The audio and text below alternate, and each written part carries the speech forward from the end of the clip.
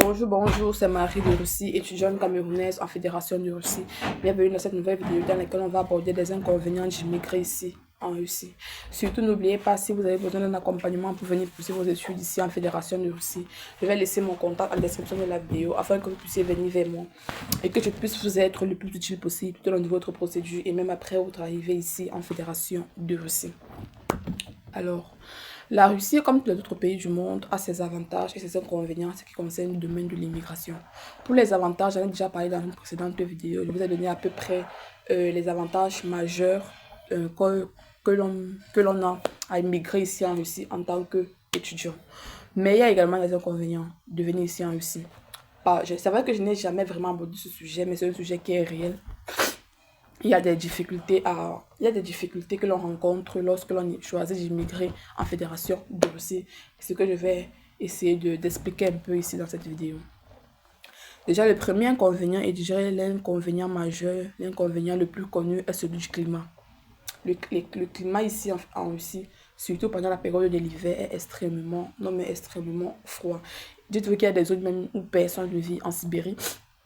Il y a des zones où il n'y a aucun individu, personne ne peut vivre parce que c'est extrêmement froid. Et même dans les zones vivables, même dans les zones où même dans les zones aménagées, je trouve que ce n'est pas facile de rester, ce n'est pas facile de supporter le froid. Surtout quand tu es un Africain, que tu viens d'une zone assez chaude et que tu arrives ici, franchement, si tu n'es pas fort, on va dire, du côté sanitaire, il y a de très fortes chances que tu ne supportes pas le froid, que tu tombes malade et que tu rentres dans ton pays. Parce qu'ici, dites-vous que quand tu atteins un certain degré de maladie, on te rapatrie. Donc, ce n'est pas du tout facile. Préparez-vous physiquement, préparez-vous psychologiquement à affronter le froid parce que ce n'est pas du tout facile. Il fait très froid ici en hiver. Tout comme il y a aussi des villes où le climat est doux, c'est-à-dire qu'il ne fait pas très froid. Il fait froid en hiver, mais il ne fait pas très froid. Ce n'est pas dans toute la Russie que les conditions climatiques sont très rudes en période d'hiver. Et même en été, il y a des zones ici où c'est très chaud, où les températures vont à plus de 40 voire 50 degrés Celsius. Tout comme il y a des zones aussi en été où il ne fait pas très chaud, le climat est doux. Raison pour laquelle vous devez absolument vous renseigner sur les tendances climatiques de la ville dans laquelle vous allez poursuivre vos études avant d'immigrer. C'est très important, renseignez-vous. Est-ce que pendant l'hiver il fait très froid? Est-ce que pendant l'été il fait très chaud? Google est à votre disposition. Donc, essayez de faire le plus de recherches à ce qui concerne le climat. Histoire que vous vous préparez mentalement, vous vous préparez psychologiquement, vous vous préparez physiquement à affronter le froid. Parce que dites-vous que si vous n'êtes pas vraiment préparé à ça et que le froid réussit à vous dominer, vous pouvez vous faire rapatrier comme un jeu, juste comme ça, parce que vous êtes tombé malade. Bref, je ne vais pas aborder ce sujet dans cette vidéo. Le deuxième inconvénient d'immigrer en Russie est celui de la monnaie faible. Oui, le rouble est une monnaie qui est faible. Un rouble vaut seulement 7 francs CFA. Dit comme ça peut dire que bon, ça va, mais non, ça ne va pas. Parce que, disons par exemple que tu finis de travailler, on te paye 5000 roubles. 5000 roubles ici, c'est beaucoup. Pour moi, 5000 roubles ici, c'est assez. Tu peux vivre avec ça pendant 2-3 semaines. Si tu vis dans une petite ville et que tu es très économe, tu peux vivre avec 5000 roubles pendant un mois. Mais supposons par exemple que tu as gagné 5000 roubles et que tu veux peut-être envoyer ça au pays. Un rouble, c'est 7 francs. 5000 roubles, ce n'est que 35 000 francs CFA. Je sais que 5000 roubles pour toi qui est ici aussi, c'est beaucoup, mais une fois que tu envoies ça, mais quand tu vas envoyer ça au pays, ça ne sera pas. C'est vrai que 35 000, c'est pas petit, mais quand même 35 000. Donc, le rouble, ça ne tourne pas toujours à notre avantage ici. Le rouble, c'est une monnaie qui est faible. Tout comme ce même rouble qui est un inconvénient, dans ce cas-là, peut également être un avantage dans un autre cas. Je m'explique. Tu viens en Russie. Tu dépends encore de ta famille parce que supposons que tu as choisi de ne pas travailler pendant l'apprentissage de la langue russe et ta famille décide par exemple de t'envoyer on va dire un 50 ou un 60 000 ou un 40 000 par mois. Converti en roubles, tu auras un truc comme 5, 6 ou 6500 roubles, ce qui peut te permettre de tenir pendant un mois. C'est vrai que tout dépend aussi de la ville, mais avec cette somme-là, tu peux vivre ici en Russie décemment si tu vis dans une petite ville. Donc, à ce qui concerne la monnaie, c'est en même temps un avantage et c'est en même temps un inconvénient. Je ne sais pas si j'ai bien expliqué. Vous allez me le dire en commentaire. Et maintenant, la troisième difficulté, on va dire le troisième inconvénient, est celui de la difficulté de l'apprentissage de la langue russe. La langue russe, en ce qui me concerne, en ce qui concerne la plupart des Africains, est une langue qui n'est pas du tout facile à apprendre. C'est complètement différent du français. Déjà que la langue russe a un alphabet différent de la langue française. On appelle leur alphabet l'alphabet cyrillique. Dites-vous que leur alphabet, il y a deux alphabets. Il y a l'alphabet pour les lettres majuscules, il y a l'alphabet pour les lettres minuscules. Et il y a la déclinaison, on appelle ça en russe les padjèches, ce n'est pas du tout facile.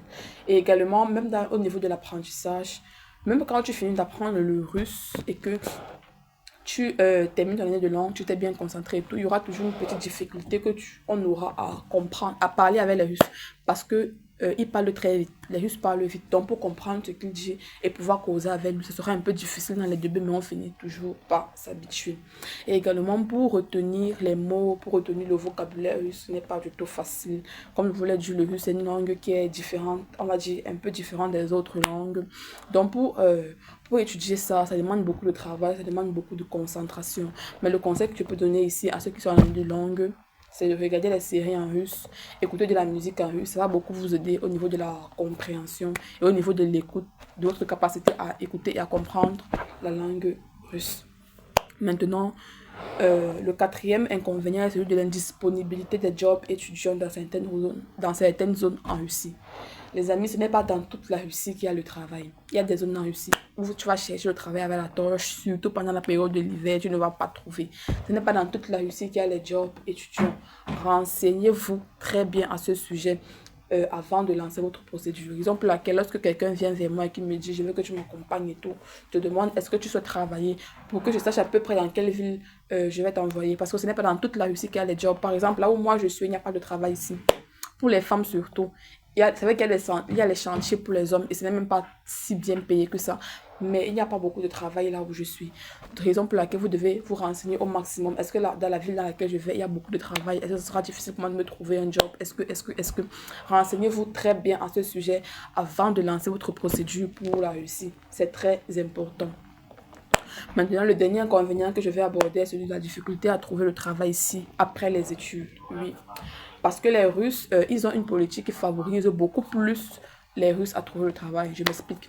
Tu sors de l'école, tu as obtenu ton diplôme avec, disons, 14 de moyenne. Et à côté de toi, tu as ton camarade de russe qui a obtenu le même diplôme que toi avec, disons, 12 de moyenne. Vous allez postuler dans la même entreprise, mais on choisit celui qui a 12 de moyenne par rapport à toi. Tu vas te dire que non, c'est le racisme. Non, ce n'est pas le racisme. Juste que la Russie a adopté une loi qui privilégie les citoyens russes dans le domaine du travail. Néanmoins, ce n'est pas impossible de trouver du travail ici si on n'est pas russe. Par exemple, tu peux obtenir ton diplôme rouge. Si tu obtiens ton diplôme rouge, ce sera très facile pour toi de te trouver un travail ici en Russie. Tout comme tu peux également essayer d'obtenir la nationalité russe. Je vous ferai une prochaine vidéo dans laquelle je vais vous dire comment est-ce qu'on peut faire pour obtenir la nationalité russe une fois ici en Fédération de Russie. Donc ça va dépendre un peu de toi. Exemple pour laquelle vous voyez beaucoup d'étudiants, ils viennent ici en Russie, ils étudient bien et après ils rentrent dans leur pays pour aller travailler ou bien ils vont dans le Schengen ou en Amérique pour se trouver un job parce qu'ici ils favorisent beaucoup les Russes en ce qui concerne le domaine de l'emploi. Donc voilà un peu ce que j'avais à vous dire en ce qui concerne les inconvénients de venir poursuivre ces études ici en Fédération de Russie. Surtout n'oubliez pas, si vous avez besoin d'un accompagnement, je vais laisser mon numéro en description de la vidéo afin que vous puissiez venir vers moi et que je puisse vous être le plus utile possible tout au long de votre procédure et même après votre arrivée ici en Russie. Merci.